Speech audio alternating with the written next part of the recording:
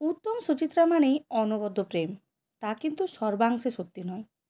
পর্দার রসায়ন যাই হোক না কেন, পর্দার বাইরে তাদের সম্পর্ক ততটাও রঙিন ছিল না। প্রকাশ্যে ঘনিষ্ঠ বন্ধু, আর ভেতরে ভেতরে তীব্র লড়াই। শুনতে আশ্চর্য লাগলেও এটাই সত্যি। বেশ কিছু ঘটনা তারই প্রমাণ দেয়। সাল 1954।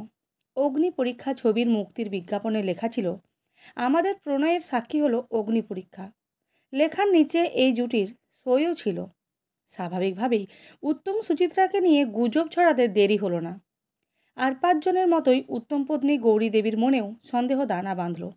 তবে উত্তম কুমারের কথায় গৌরী দেবী সত্যিটা জানতে পারলেও সাধারণ দর্শক মনে উত্তম সুচিত্রা জুটি এক অন্য রূপে জায়গা পেল। প্রকাশ্যে উত্তম কুমারকে সুচিত্রা সেন উতু নামে ডাকতেন, যে নামে মহানায়ককে আর কেউই ডাকতেন না।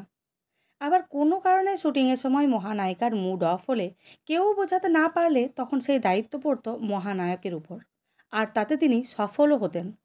কিন্তু এত কিছুর পরেও দুজনের মধ্যে কেন যে তীব্র লড়াই ছিল, তা কেউ আজও বুঝতে পারল না।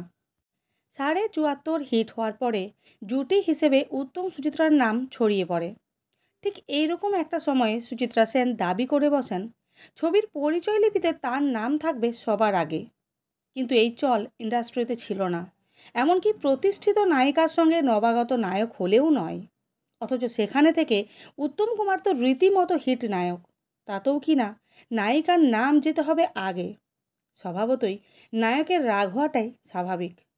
হয়তো মনে মনে উত্তম কুমার রেগেও ছিলেন, কিন্তু জুটির কথা ভেবে নায়িকার আবদার মেনে নিয়েছিলেন। তারপর থেকে প্রচুর সিনেমায় দেখা যায় প্রথমে সুচিত্রার নাম, পরে উত্তম কুমারের নাম। যেখানে প্রকাশ্যে এত ভাব, সেখানে মহানায়িকার এরকম চাওয়ার কারণ অনেকের কাছেই আশ্চর্যের বিষয়। শুধুই কি নাম প্রথমে যাবে তা কিন্তু নয়, আরও এক ভয়ঙ্কর দাবি করেছিলেন মহানায়িকা।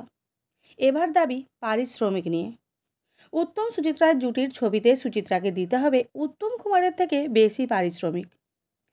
যেখানে শুধু অভিনয়ের দিক থেকেই নয়, জনপ্রিয়তার দিক থেকেও কোনো অংশে কম ছিলেন না উত্তম কুমার।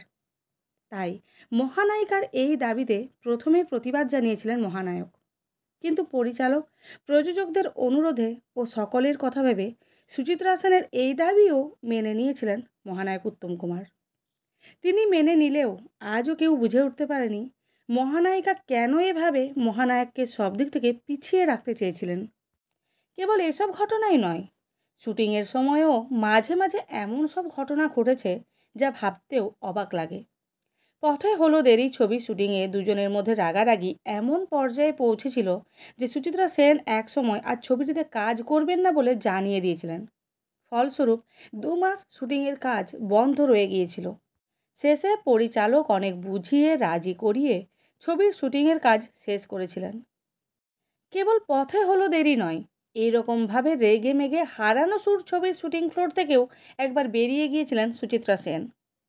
আবার প্রিয় বান্ধবী ছবির সময়ও ডেট এবং সময় নিয়ে দুজনের মধ্যে লড়াই চলতেই থাকছিল। দুজনের ইগোর লড়াইয়ে বিরক্ত হয়ে পরিচালক ঠিক করে নিয়েছিলেন এই দুজনকে একসাথে নিয়ে আর কোনো দিন ছবি করবেন না।